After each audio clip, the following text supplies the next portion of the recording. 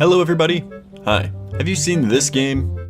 Well, how about this one? Okay, well, what about this game then? Everybody knows this game. And if you do know about any of these games that I just showed, you're probably familiar with hard games. And when I say hard games, I'm not talking about any Dark Souls or Celeste. These are very different from those. I'm more so talking about the impossibly hard games. Games that are specifically designed to be hard in every way. Games that are built to make you feel like you're losing your mind. These kinds of games are certainly not for the weak of heart, but yet, I think I found the perfect way for anyone to enjoy them without getting angry.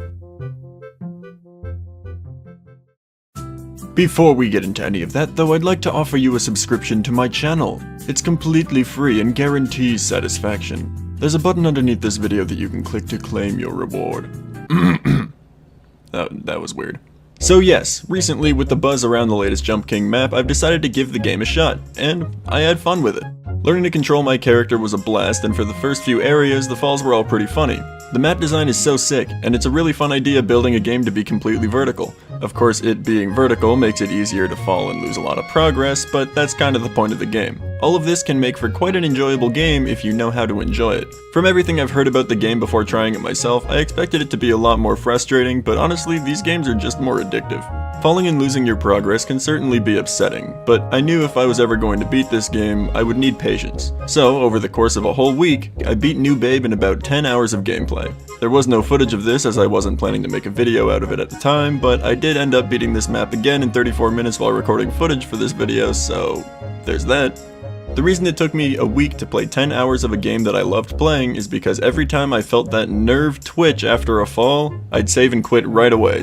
Every time you fall in this game, you're placed in front of platforms that you've already beaten, so taking a break and coming back to it later is the perfect way to climb up to where you fell from and beyond. Taking breaks is definitely the broken strat to beating these games. Next I was facing New Babe Plus, a map with much harder, way more punishing jumps. They test your precision almost too much sometimes. You gotta work with dirt you can't walk in, then ice, then wind, then tiny platforms, then invisible platforms, then even tinier platforms, and then they change the jump timing on you right before the last area of the game where it gets normal again. This map took me about 24 hours to beat, and I did it in about 3 weeks. This strat of dodging frustration by only playing as long as you can keep your cool is really good. I would say the most annoying part of New Babe Plus was definitely the castle area, because if you fell in a certain way, you could fall all the way through the windy section underneath.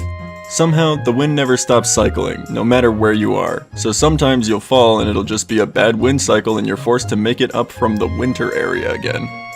Or maybe the ice area. I have no footage of my original run here again, and I thought about beating it while recording, but I couldn't bring myself to go through this castle area again. It left me with some serious trauma.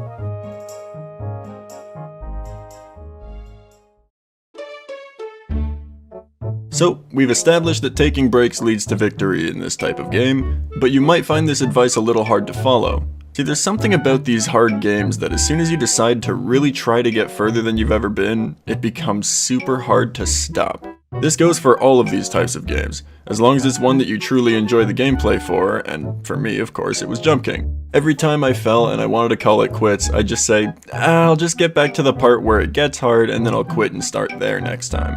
But once I'd reached that point where I wanted to quit, I couldn't help but take a stab at the next jump. Somehow with controls this simple, I could just feel like I was able to do it, even if it was a hard jump. And it doesn't stop there. Before you know it, I keep jumping pretty far into the hard section and I fall again to where I wanted to quit the first time, and it's even more frustrating. Even if the next missed jump meant a huge loss of progress, it was truly difficult to stop myself before playing through frustration. I think this castle section, and how much it got to me, really embodies this feeling. Every time I'd fall to the wind, I'd think, yeah, this section is easy, so I'll just get to the castle and quit. Then, wouldn't you know it, I'm falling back into the wind rather than having quit while I was ahead. Moral of the video, everybody, subscribe to my channel. Sorry. Moral of the video is that these games need to be taken down slowly and methodically. Even if you function off of muscle memory every time you play, it's worth your time to never play once you've become frustrated. Thank you for watching. My name is Myloe, and I'm out.